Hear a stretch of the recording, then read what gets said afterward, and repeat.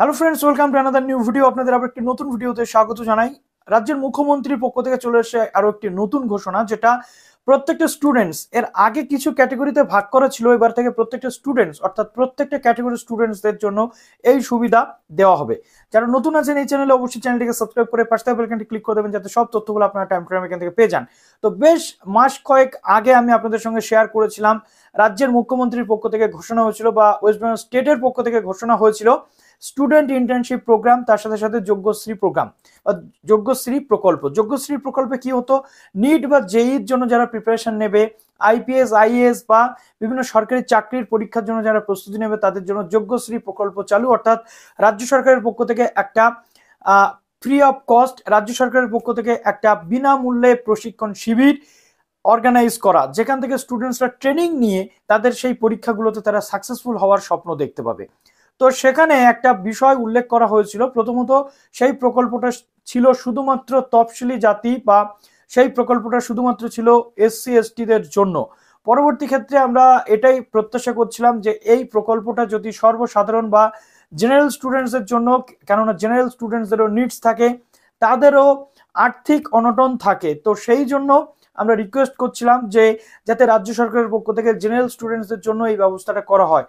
অবশেষে মুখ্যমন্ত্রী গতকাল কিন্তু ঘোষণা করেছেন যে আরো সেন্টার বাড়ানো হচ্ছে, 50টা সেন্টার বাড়ানো হচ্ছে, যেখানে আমরা দেখতে পাবো যে জেনারেল স্টুডেন্টসরাও কিন্তু চান্স পাচ্ছে। তো অন স্ক্রিন আপনাদেরকে দেখিয়ে দেবো আর বেশি কথা না বাড়িয়ে যে আমাদের রাজ্যের মুখ্যমন্ত্রী কি বললেন।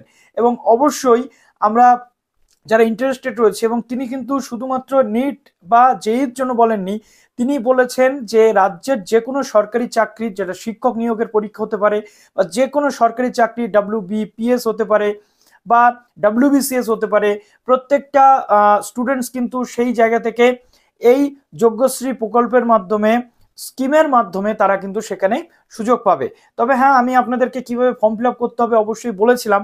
তার সাথে সাথে সিলেকশন প্রসেস নিয়ে এখনো কোনো ডিটেল আসেনি।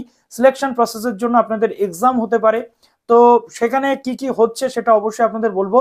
তো চলুন মুখ্যমন্ত্রী কি বললো আমরা একটু। বিশ্বশ্রী হোক, তারা বিশ্বের শিরোপা পাক, তারা বিশ্বশ্রী হোক, তারা যোগ্যশ্রী হোক।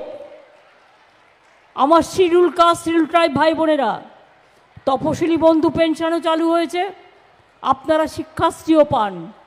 আদিবাসীদের হোস্টেলে মনে রাখবেন, আগে 1000 টাকা পেত খরচা বাবদ, এখন সেটা 1800 টাকা করা হয়েছে।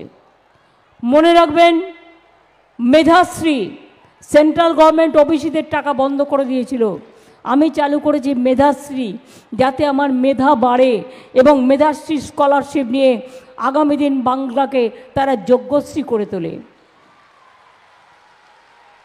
আমি একটা যোগ্যশ্রী পরিকল্পনাও করেছি, অলরেডি 51টা সেন্টার হচ্ছে। জেলায় জেলায় যে ছেলেমেয়েরা আইএএস হতে চায়, আইপিএস হতে চায়, ডাক্তার হতে চায়, ইঞ্জিনিয়ার হতে পায়, WBCS হতে চায়, WBPS হতে চায়, টিচার হতে চায়, বিনা পয়সায় তাদের ট্রেনিং দেবো, অর্থাৎ তাদের তৈরি করে দেবো। সেই প্রজেক্টটার নাম হচ্ছে যোগ্যশ্রী। এখনও পর্যন্ত এটা এসসি এসটিতে করা হয়েছে। আমি সিএসকে বলবো আরও 50টি সেন্টার করে দিতে, যাতে জেনারেল কাস্টরাও প্রত্যেকে নিজের মতো করে চান্স পায়।